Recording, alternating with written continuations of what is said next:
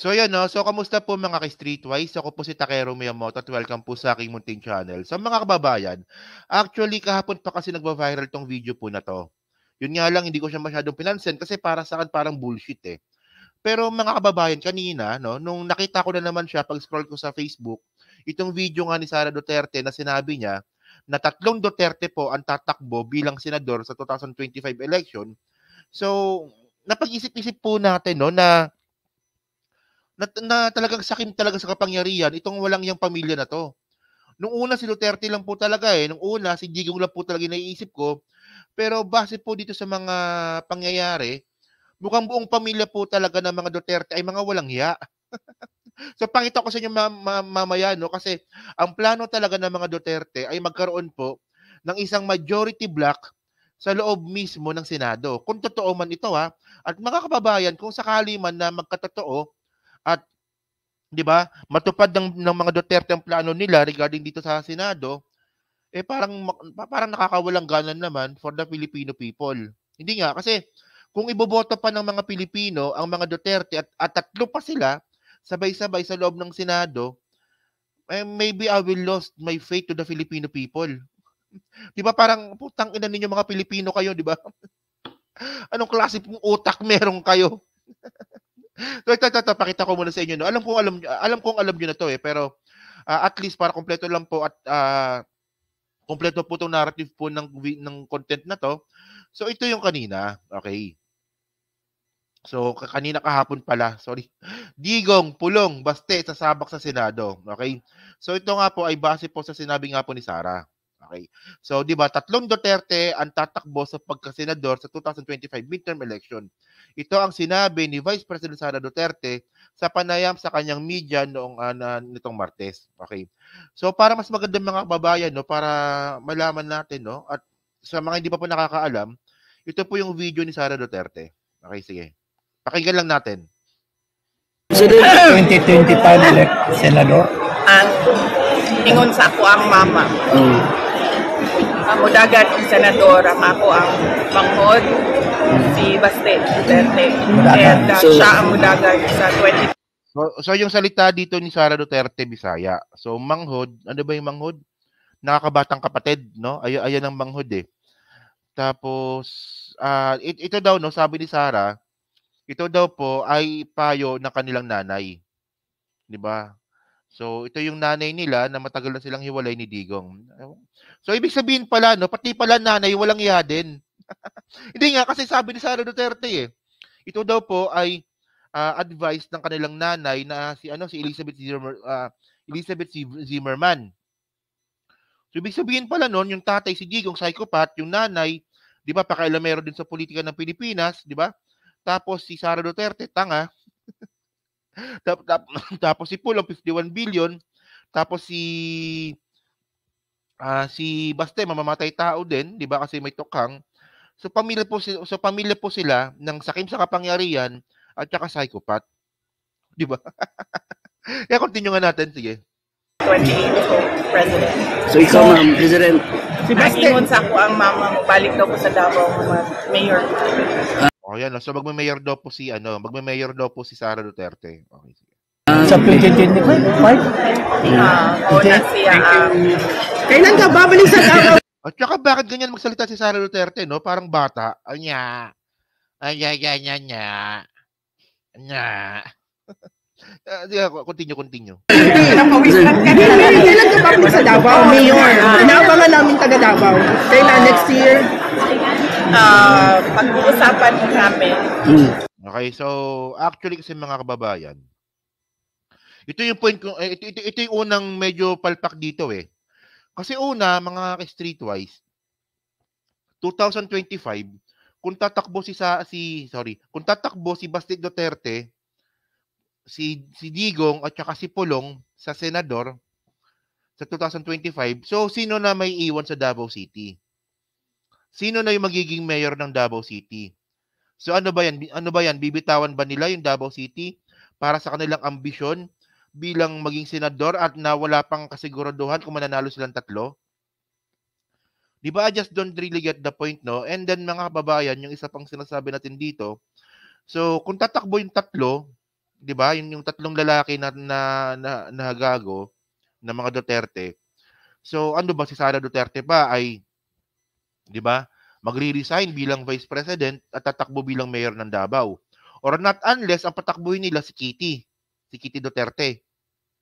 So ayun ba? Parang ayun ba, 'di ba? So ibig sabihin pala no kasi si Kitty Duterte pwede na maging mayor ng Davao City 'yun eh. 'Di ba nasa tamang edad na 'yon, 'di ba? 20 years old, tama ba? O 20 or 21 years old na, lumalandi na nga eh. So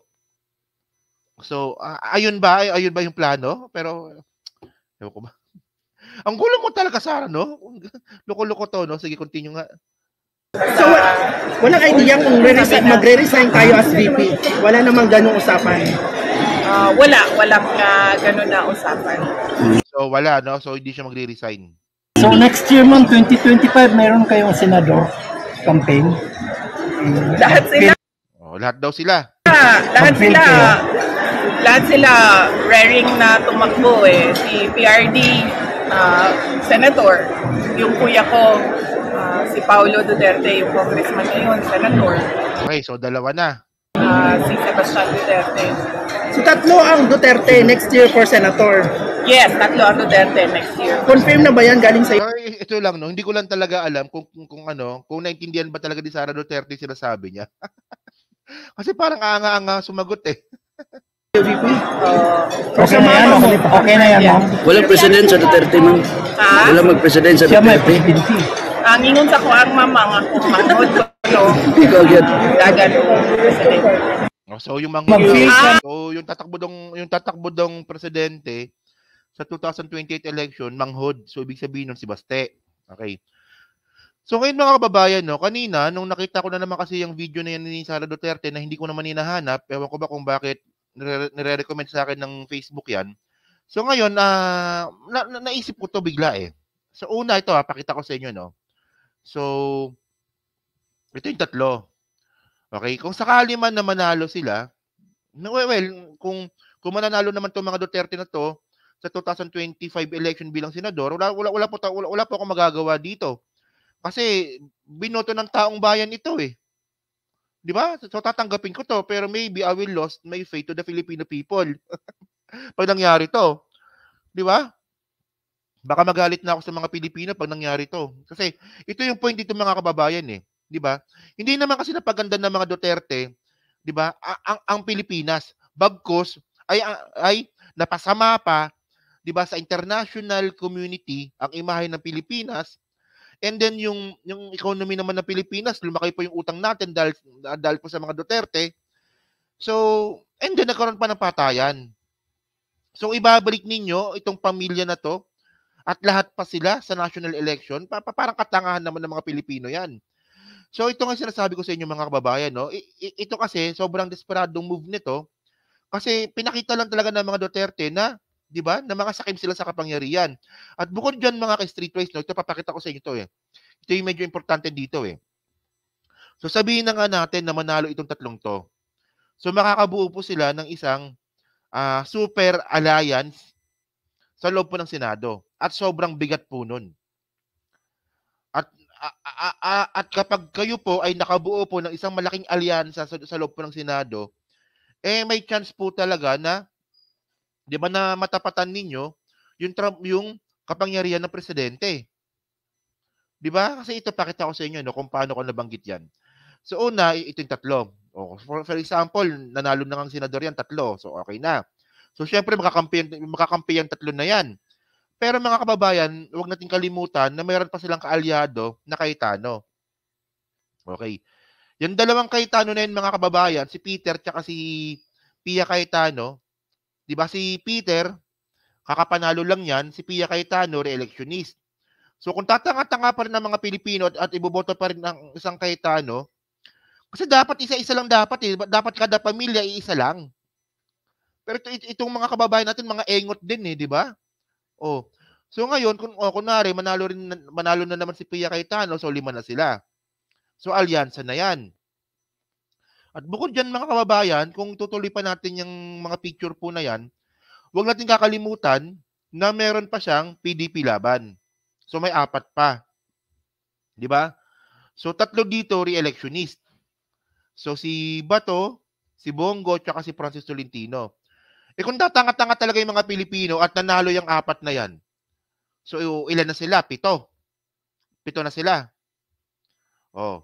So isipin niyo mga kababayan, dito pa lang madali na po makapag-impluwensya ng ibang mga senador kasi mabigat kasi ito eh.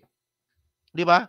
Yung mga priority bills po na pwedeng i-request ng presidente, pwedeng harangan po ng majority ng Senado, especially kung meron ng alyansa ng mga Duterte. So ang point dito, posibleng maging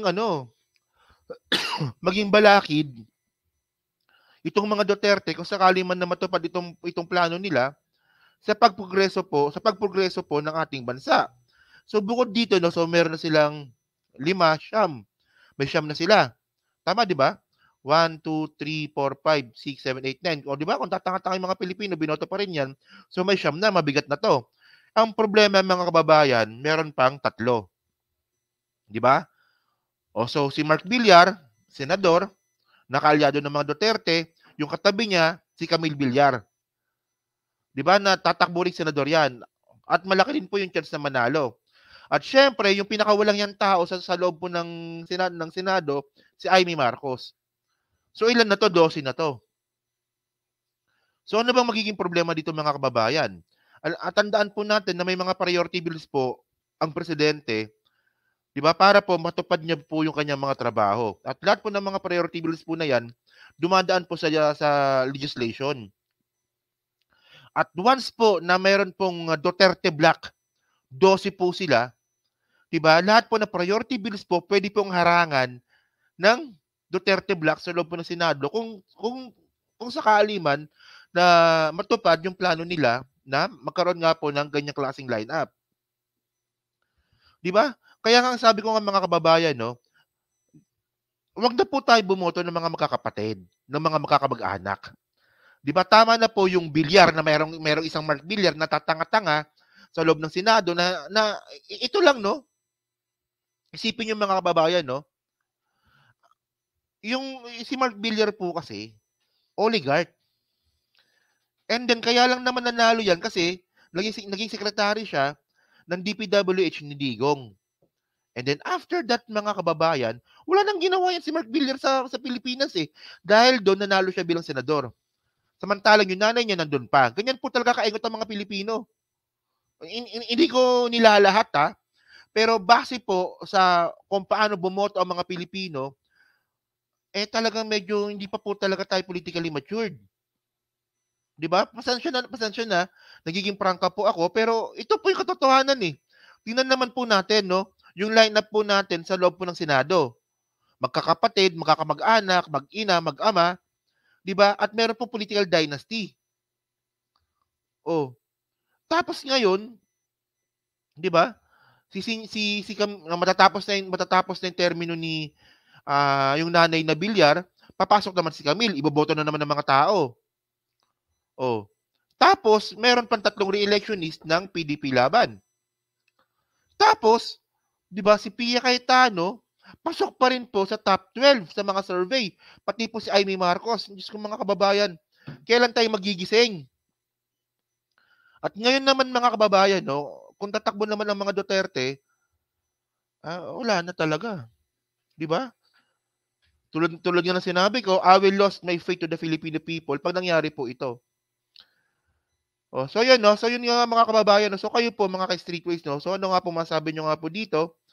So well, ang point dito, baka bluff lang din ito, pero kung mangyari mang itong plano ng mga Duterte, wala po tayong magagawa, ayan po yung sistema ng Pilipinas. So tanggapin natin yan. Pero in my own opinion, medyo nakakawalang gana naman. 'Di ba? So ayun ang point natin dito. Okay. So kayo mga kababayan, so ano nga po masabi nyo nga po dito sa binubuo po na Duterte Black sa loob nga po ng Senado? So kayo ba, agree ba kayo dito? O siguro this is the time na kailangan na talaga nating pag-usapan yung pagbuwag po sa Senado. Kasi aksya lang po talaga ng pera yan. 'Di ba? Yung Senado na yan, wala naman silang constituency. May constituency ba yung mga yan? Wala hindi po katulad ng mga congressman, may mga constituency sila. Di ba? Pero itong mga senador, mga kababayan, ang constituents nila, mga sarili po nilang interes. So BS itong Senado na to. So syempre, para mabuwag po yung Senado, kailangan po natin ng charter change. Di ba? So yun, no? So pa-comment lang po sa baba at binabasa ko pong lahat yan. So thank you mga kababayan. Kita na lang ulit tayo sa susunod po na video. So salamat po. Thank you po. Thank you.